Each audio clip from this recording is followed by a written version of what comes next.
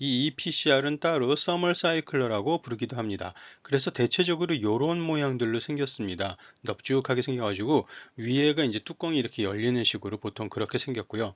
그 다음에 과학자들이 굉장히 많이 쓰는 PCR이 또 다른 게 하나가 있어서 그거는 우리가 리얼타임 PCR이라고 부릅니다. 안녕하세요. 서머피셔 사이언티픽의 박근준입니다. 오늘은 절대정량 분석을 위한 디지털 PCR에 대해서 알아보겠습니다. PCR이라고 하면 사실은 여러 가지 종류의 장비들이 있는데요.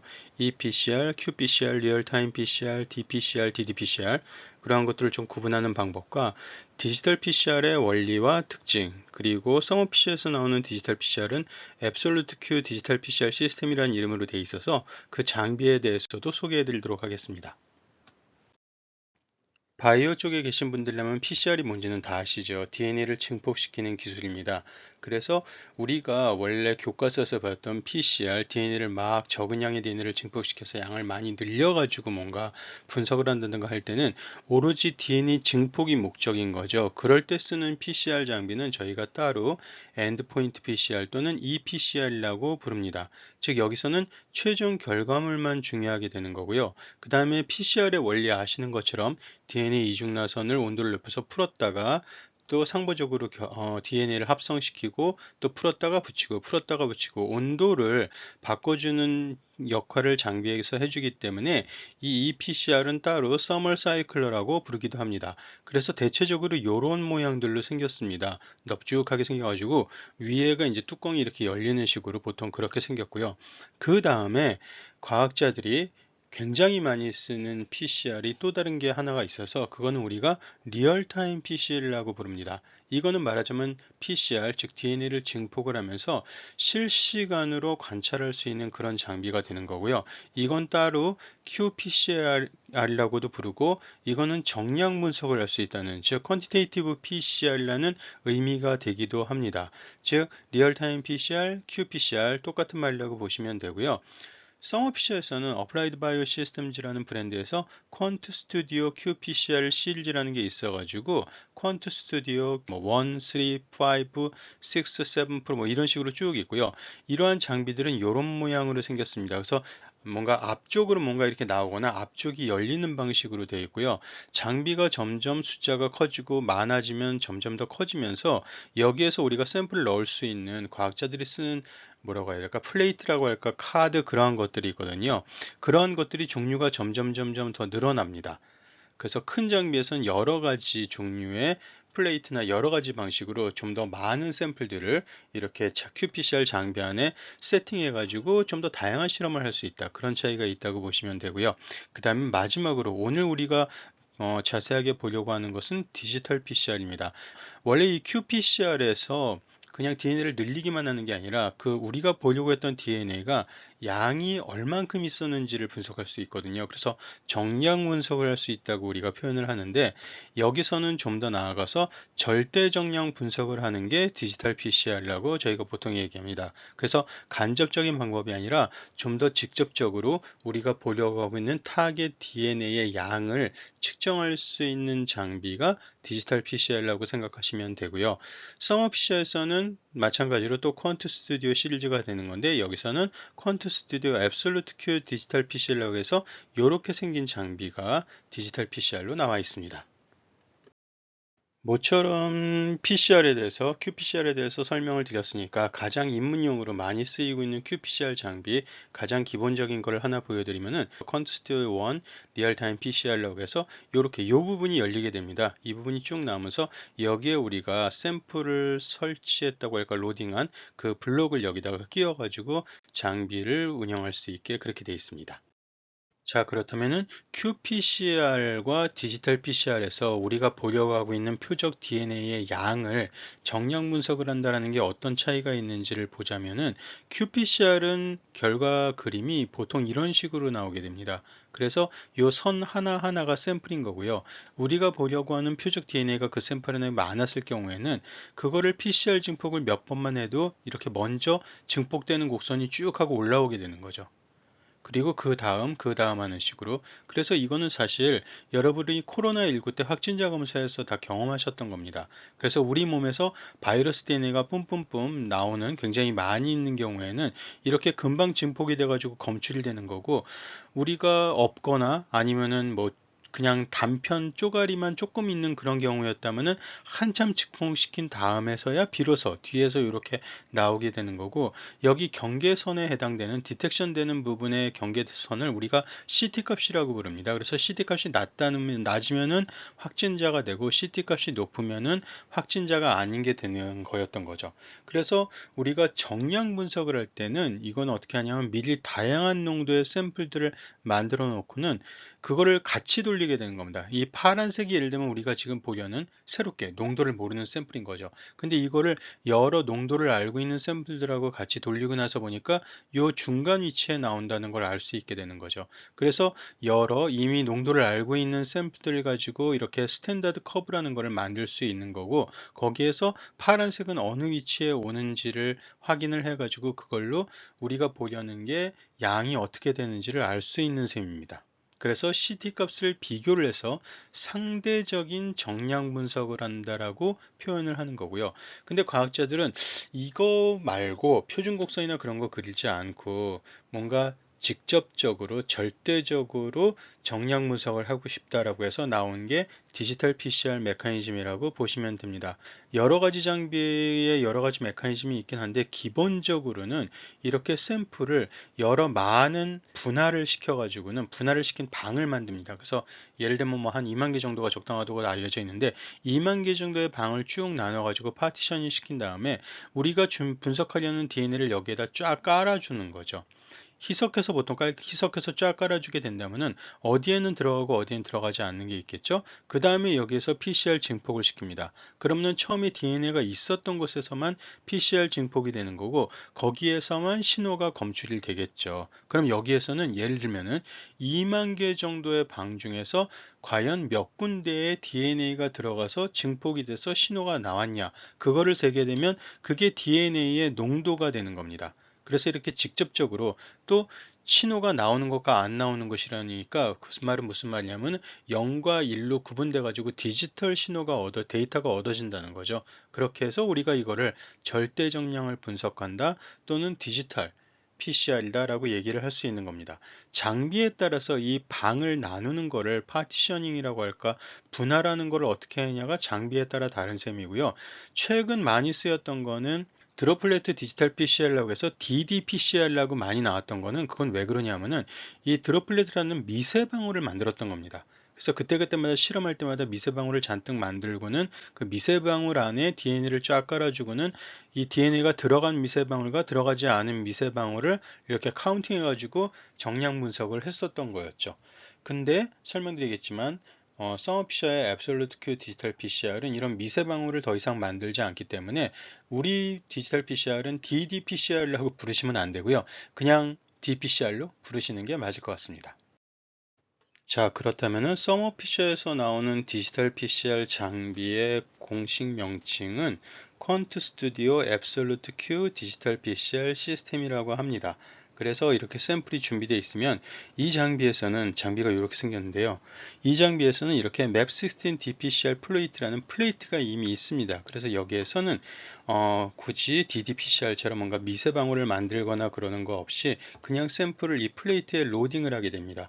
쫙 깔아주고 나서, 근데 이 플레이트는 확대해서 보면 이런 식으로 들을 방이 나눠져 있는 걸 보실 수 있는 거죠. 그래서 전체 해가지고 한 2만 개쯤 되는 마이크로 챔버라는 웰이 구획들이 나눠져 있는 걸 보실 수 있고, 우리가 로딩을 한 샘플은 DNA는 여기에 쫙 자동으로 깔리면서 어떤 것들은 들어가고 어떤 것들은 들어가지 않는 것이 생기면서 0과 그 다음에 여기에서 이제 PCR 반응을 일으켜 가지고 증폭이 되는 것과 증폭이 되지 않는 것으로 나눠지게 되는 거죠. 그래서 전체적으로 0과 1의 디지털 데이터를 얻을 수 있다는 것이고, 이 장비 하나에서 그냥 모든 작업이 끝나고 전체적으로 90분 정도의 런타임 밖에는 걸리지 않으며 동시에 4개에서 16개 샘플을 분석할 수 있습니다.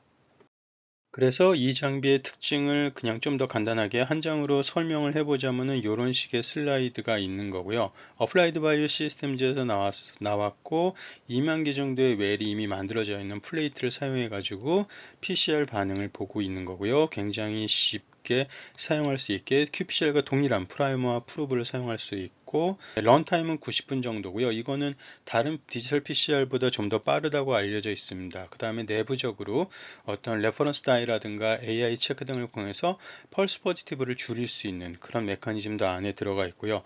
우리한테 주어진 샘플의 대부분을 95% 이상을 가지고 분석을 진행할 수 있습니다. 대부분의 디지털 PCR은 사실은 이런저런 이유로 버리게 되는 샘플이 많이 있거든요. 그리고 나머지에서 분석을 하게 되는데 여기에서는 그런 게 많이 없어졌다는 뜻이고, 아까 보신 것처럼 하나의 장비에서 싱글 인스트루먼트에서 모든 작업을 그냥 간단하게 진행시킬 수 있고요.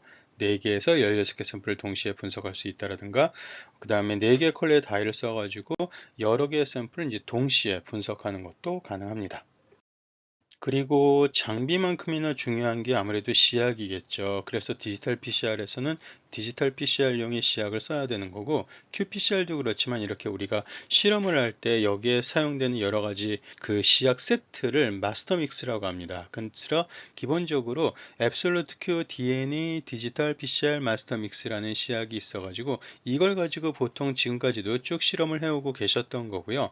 다만 이거는 예를 들어서 GC 컨텐츠가 너무 높은 데들은 아마 잘 아시겠지만은 이런 쪽은 이제 그 유전자 분석할 때 잘 안 되는 경우들이 많이 있거든요. 그래서 이런 쪽에 성능이 좀 저하될 수 있다라든가, 그 다음에 기존에 qPCR에서 많이 쓰는 게 택맨 어세이죠. 그래서 택맨 어세이는 이미 다 디자인되어 있는 그런 어세이가 굉장히 많이 있는데요. 그거를 그냥 다 쓸 수는 없는, 조금 보증이 안 된다는 그런 문제가 있었고, 그 다음에 드라이아이스 배송을 해야 되고 마이너스 20도씨에서 보관을 해야 되고 유통기한은 18개월이다. 뭐 그런 식의 특징을 가진 그런 그 디지털 PCR의 마스터 믹스가 있었던 셈입니다. 그래서 이거를 계속 사용하셨던 거고, 지금 이걸로도 충분히 결과가 잘 나오신다면은 이게 좀 더 경제적이거든요. 그래서 이거를 그냥 사용하시면 되는데, 이제 올해 Absolute Universal DNA 디지털 PCR 마스터 믹스라는 시약이 또 따로 나왔습니다. 그래서 이 시약 같은 경우에는 80%의 하이 GC 타겟에 대해서도 굉장히 분석이 잘, 성능이 좋은 걸로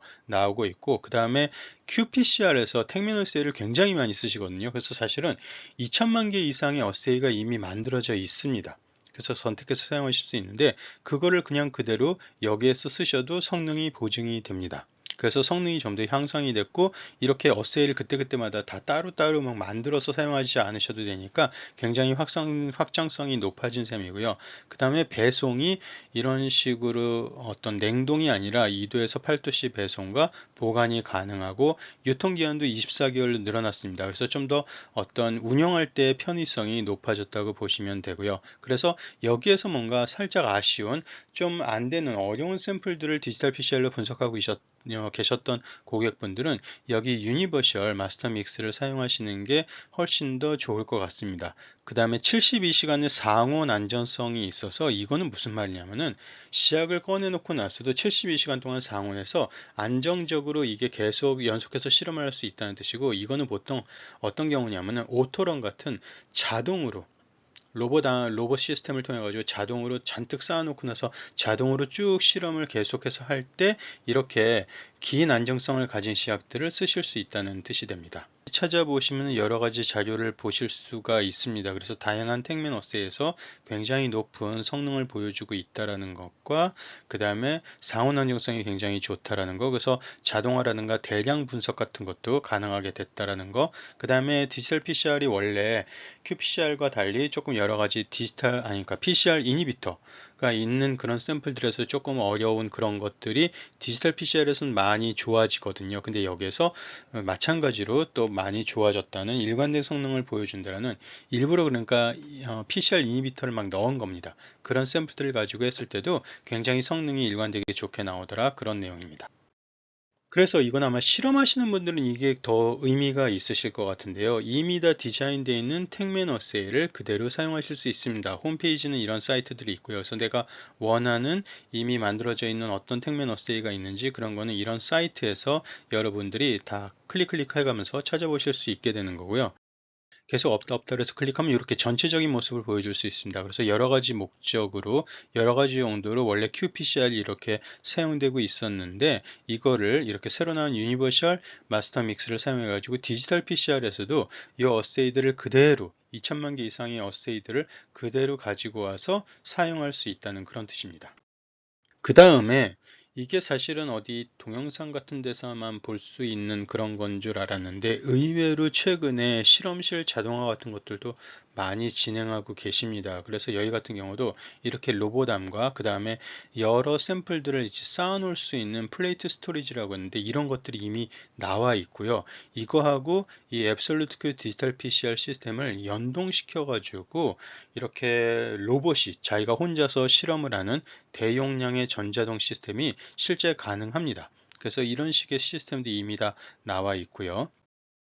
이거는 제가 우리 회사에서 있는 거를 일부러 제 휴대폰으로 찍은 겁니다. 그래서 보시면은 플레이트 스토리지도 이렇게 뭐 스택스 형태, 호텔스 형태라고 이렇게 나눠져 있는 걸 보실 수 있습니다. 보시면 여기는 그냥 쭉 순서대로 플레이트를 쌓아놓고 쓰는 거죠. 그래서 순서대로 실험을 진행하는 거고 여기는 이제 뭐라고 해야 되죠? 호텔, 아파트처럼 이렇게 나눠져 있어가지고 각각의 이제 위치가 정해져 있어서 내가 원하는 플레이트, 내가 원한다고 할까, 내가 원하는 순서대로 플레이트들을 빼면서 순차적으로 실험을 할 수 있게끔 그렇게 되어 있습니다. 그래서 예를 들면 48시간 만에 뭐 한 1000개 아니면은 960개 정도의 샘플을 쭉 자동으로 분석을 할 수 있는, 그러니까 주말에 예언자서 실험하라고 시켜놓고 갈 수도 있는 거죠. 그런 것이 이미 현실에서 가능하게 되어 있습니다. 자, 그래서 우리나라에서 이 앱솔루트 그 디지털 PCR 시스템을 도입한 곳들과 그 다음에 어떤 용도로 쓰시는지를 이거를 자세하게 정리할 수는 없겠지만 간단하게 보여드리자면은 이러한 것들이 있습니다. 그래서 여러 대학교에서 뭐 미생물학과도 있고 수의대도 있고 약대도 있는 거고요. 대학교라든가 그 다음에 환경공학과 그런 쪽에서도 사용을 하시는 거고요. 그 다음에 이렇게 국립생태원이라든가 식약처, 질병청, 그 다음에 보건환경연구원 같은 곳들 에서도 여러 가지 다양한 목적으로 DNA의 절대 정량을 분석하기 위해서 이 장비를 도입해서 사용을 하고 계십니다. 일본도 조금 몇 개 인터뷰 나온 것들, 기사 같은 거를, 인터뷰 내용들을 좀 참조를 해가지고 정리해 드리자면, 이런 식으로, 이건 일본의 나로라고 해가지고, 일본 최대 농업식품 산업 분야의 연구소인데, 농연기구라고 하죠. 그래서 여기에서는 여러 가지 그 환경 샘플에 있는 병원체 조기 발견 같은 거를 하기 위해서, 또 그 다음에 카나자와 대학 소아과라든가 병원 같은 거죠. 병원이나 의과대학 같은 데서도 또 여러 가지 병원에서의 여러 가지 샘플들을 분석하는 균에 대한 분석이 있을 수도 있고요. 그 다음에 수도국 같은 것도 있습니다. 도쿄 수도국에서 물의 미생물을 분석하기 위해서 여기는 토호쿠 대학의 환경수질공학연구소에서 마찬가지로 수질 검사라든가 여러 바이러스, 세균을 또 검출하기 위해서 여기 같은 경우에는 산총연이라고 해서 산업기술총합연구소가라고 있는데요. 일본에 거기에 바이오 제조 연구소에서 여기는 이제 미생물이라든가 식물, 곤충 등의 유용 유전자를 연구를 하고 있는데 거기에서도 또 이렇게 디지털 PCR 장비를 도입해서 사용하고 계신다라든가 여기는 마츠사카 시민병원 그래서 여기서는 암변이라든가 여러 가지 그러니까 유전 혈액 안에 있는 셀프리 DNA라든가 그런 쪽을 그 다음에 향후 병원체까지도 포함해서 다양한 DNA 분석을 하기 위해서 그 다음에 여기는 또 마찬가지로 산업기술총괄연구소 거기에 여러 가지 연구소가 많은데요. 센싱 시스템 연구센터라는 곳에서 여기서는 이제 동물 바이러스의 활성을 검출을 하는데 이 검출이 되는 거를 그러니까 바이러스가 이제 굉장히 활성이 높은 상태인 건지 아니면 그렇지 않은 건지를 보는데 이 디지털 PCR을 사용한다는 얘기를 하고 있고요. 몇몇 얘기들을 보면 결국에는 파이펫 미경험자가 전부 다 이거 해봤더니 실험이 성공했다라든가 기존에 너무 어렵고 복잡해가지고 그냥 포기하고 있었는데 이 장비는 굉장히 쉬워가지고 도입을 했다라든가 그런 내용들을 보실 수 있습니다. 그러니까 기존에 우리가 알던 디지털 PCR에 비해서 상당히 쉽고 간편해진 그런 장비가 나왔다고 보시면 됩니다. 그래서 우리나라에서도 지난 12월에 충청남도 보건환경연구원에서 하수 감시 결과 보고라고 해서 이렇게 뉴스 기사 같은 게 나오기도 했고요. 하수 안에 어떤 병원체들인지 그런 거를 분석할 때는 기본적으로는 qPCR을 많이 쓰게 됩니다. 리얼타임 PCR을 써가지고 그게 있다 없다를 알아내게 되는데 여기서는 그 중에서도 이제 조금 더 자세하게 정량 분석을 하고 싶었었기 때문에 이 앱솔루트 q 디지털 PCR로도 추가로 더 분석을 해서 노로바이러스라든가 코로나19 바이러스 같은 것들을 자세하게 봤었다. 그런 내용이 뉴스에 나온 겁니다. 그 다음에 이거는 어떤 리뷰 논문인데요. 리뷰 논문에서 나오는 건데 데드 볼륨의 차이를 얘기하고 있습니다. 아까 살짝 설명드렸었는데 이 디지털 PCR에서 우리가 건초 더미에서 바늘 찾기라는 표현을 쓰기도 하거든요. 그런데 기존의 디지털 PCR들은 여러 가지 이유로 해가지고 사실은 우리한테 주어진 건초 더미의 대부분을 이렇게 버리고 나서 나머지를 가지고 분석하는 방식으로 진행이 됐었다고 합니다. 그런데 이 퀀트 스튜디오 앱솔루트 Q에서는 5% 미만의 샘플들만 버려지고 우리한테 주어진 샘플의 대부분을 사용해서 이 디지털 PCR 분석을 하는 그런 차이가 있다라고 나온 그런 리뷰 논문입니다. 스펙상에서 숫자에서의 차이가 크게 보인 것 중에 하나가 되는 거죠.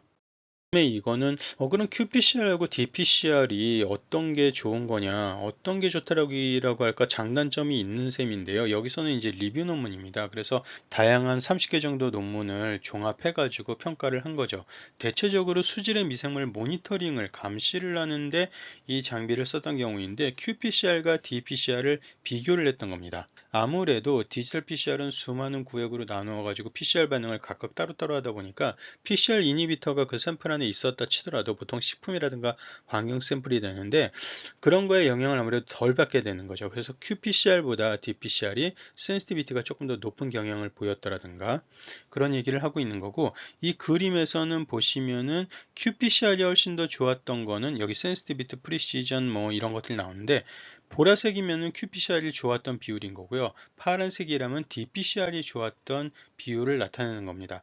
그래서 대부분의 경우에서는 정확성 측도에서는 디지털 PCR이 조금 더 나은 그런 수치 성능을 보여준다고 여러 논문에서 공통적으로 나온 걸 볼 수 있고요. 그럼에도 불구하고 dPCR이라고 할까 기존에 많이 쓰였던 ddPCR에서의 한계라고 할까 문제가 있다는 것도 이 논문에서는 언급을 하고 있습니다. 하나가 데드 볼륨 문제였던 거죠. 그래서 굉장히 많이 버리는 샘플들을 많이 버리기 때문에 센시티비티 감소로 이어질 수 있다라고 얘기를 하는 건데 아까 말씀드린 것처럼 퀀트 스튜디오 앱솔루트 Q에서는 아예 데드 볼륨이 5% 미만이 되어 버렸기 때문에 우리 장비에서는 이게 조금 해결됐다라고 볼 수 있는 겁니다. 이론상으로. 그 다음에 ddPCR 같은 경우에는 미세방울을 만드는 거기 때문에 미세방울이 응집되거나 그런 식으로 해서 정확성이 저하되는 한계가 원천적으로 존재한다고 또 논문에서 얘기를 하고 있는데 이것도 또 마찬가지로 이제 아시겠지만은 퀀트 스튜디오 앱솔루트 Q에서는 미세방울 자체를 만들지 않으니까요. 만들어진 플레이트를 사용해서 하는 거니까 이렇게 뭔가 뭐 서로 응집된다라든가 그런 문제는 아예 여기에서는 없는 거죠. 그래서 그런 차이점이 있는 셈입니다. 여기는 디지털 PCR용으로 아예 어세이인 거죠. 제품이 아예 나와 있기도 합니다. 그래서 이거는 앱솔루트 리퀴드 바이옵시 디지털 PCR 어세이라고 해가지고 이건 무슨 말이냐면 리퀴드 바이옵시라고 하면은 액체 생검이라는 뜻이고요. 보통은 혈액 안에서 세포가 터져가지고는 암세포가 터져서 그래서 거기에서 나오는 DNA 조각이 혈액에 얼마 동안은 둥둥 떠다니게 되거든요. 근데 그거는 굉장히 비율이 낮습니다. 정상세포에서 터져나온 DNA 조각도 많이 있겠고요. 그래서 굉장히 낮은 비율로 있는 암세포에서나 나왔을 법한 그런 이상한 유전자 변이를 찾아내는 거를 이 디지털 PCR은 비율이 낮은 거를 좀 더 잘 잡아낸다는 게 qPCR과의 차이가 되거든요. 그래서 그런 목적으로 액체 생검의 암유전자 분석을 검출하는 그런 목적으로 이렇게 사용할 수도 있어서 어세이도 따로 나와 있습니다. 그 다음에 다양한 활용 사례, 뭐 논문이라든가 언급되는 것들을 조금 정리를 해보자면은 이러한 것들이 있고요. 특히 셀앤 진 세라피라고 해서 유전자 치료라든가 세포 치료 같은 데서도 또 여러 가지 과정에서 디지털 PCR을 쓸 수 있다라는 얘기입니다. 예를 들면 유전자 편집 같은 거를 했을 때 편집이 잘 됐는지 잘 되지 않았는지, 엉뚱한 곳에 편집이 되진 않았는지 그런 것들도 좀 세세하게 과학자들이 검증을 해야 되거든요. 그럴 때도 쓸 수 있고 그 다음에 바이러스의 역할을 정량 분석할 때도 그래서 우리가 어떤 치료용의 유전자를 만들었다면 그 유전자를 바이러스 벡터에 넣어 가지고 전달하거나 그럴 텐데 그런 게 잘 전달이 됐는지 충분히 그 벡터 안에 들어가 있는지 그런 것들을 볼 수 있는 것도 또 마찬가지로 디지털 PCR로 할 수 있다는 그런 내용들이 쭉 정리되어 있습니다. 그래서 아예 이런 식으로 AAV 벡터 유전자 실료제 개발을 위해서 이런 유전자 디지털 PCR을 포함해서 유전자 장비를 분석을 할 수 있거든요. 그런 거를 조금 정리해 보자면은 살짝 정리하면 이런 식으로 볼 수 있습니다. 그래서 벡터 특징이나 특징을 분석하거나 품질 관리를 할 때, 그래서 바이러스에 넣는다고 그랬는데 그 바이러스의 입자수라든가 캡시드 내에 실제로 유전자가 들어갔는지 안 들어갔는지, 들어가지 않은 빈 캡시드는 그러니까 바이러스 껍데기인 거죠. 그런 것들은 비율이 어느 정도 있는지, 그런 이거는 일종의 품질 관리가 될 수 있을 텐데, 이런 데서 디지털 PCR을 쓸 수도 있고요. 생산 공정의 최적화 수율 평가를 위해서, 그래서 생산된 바이러스 벡터의 바이러스 게놈 수를 디지털 PCR로 정량 분석해가지고 우리가 지금 사용하고 있는 생산 공정의 효율성이 얼마나 좋은지, 만일 좀 안 좋다면은 그걸 바탕으로 해서 배양 조건이라든가 세포주 공정 파라미터를 계속 바꿔가면서 최적화시키면서 어떤 게 가장 좋은지를 평가하려고 할 때 또 이렇게 디지털 PCR을 쓸 수 있다는 뜻이 되는 거고요. 아예 그거를 하기 위한 키트도 이렇게 따로 나와 있는 셈입니다. 안정성 평가라든가 임상 시험을 지원하기 위해서 여기서는 이제 다른 유전자 장비로 NGS 같은 것도 쓸 수 있는 거죠. 그래서 우리가 삽입시킨 유전자의 정확한 위치라든가 변이 여부, 그 다음에 온타겟, 오프타겟 같은 것들을 분석하는, 확인하는, 그리고 마찬가지로 크리스퍼 같은 유전자 편집 기술하고 연계해가지고 우리가 만든 벡터가 정확히 목표 유전자를 전달하는지, 그 다음에 편집이 잘 됐는지, 원하는 데만 편집이 돼야 되고 원하지 않는 것은 편집이 안 돼야 되겠죠. 그래서 온타겟이나 오프타겟 분석이라고 하는데 이런 것들도 볼 수 있게 되는 거고요. 그래서 전체적으로 이런 맞춤형 치료 전략을 수립할 때 NGS라든가 이런 디지털 PCR 같은 테크놀로지가 사용될 수 있는 셈입니다. 오늘은 디지털 PCR이 기존에 그냥 ePCR, qPCR, ddPCR, dPCR이 어떤 개념인 건지, 그 다음에 서머 PCR에서는 Absolute Q 디지털 PCR이라는 시스템이 나와 있고 그 장비가 어떤 특징을 가지고 있는지, 그 다음에 대략 어떤 용도로 사용될 수 있을지, 그러한 것들을 좀 살펴봤습니다. 그리고 그러면은 다음 시간에는 실제 이 Absolute Q 디지털 PCR 장비를 사용해서 과학자들이 어떤 연구를 하고 있는지 지금 나온 논문들을 한 10여 편 정도 모아가지고 정리해서 설명해 드리도록 하겠습니다. 오늘은 여기까지로 하죠. 네, 고맙습니다.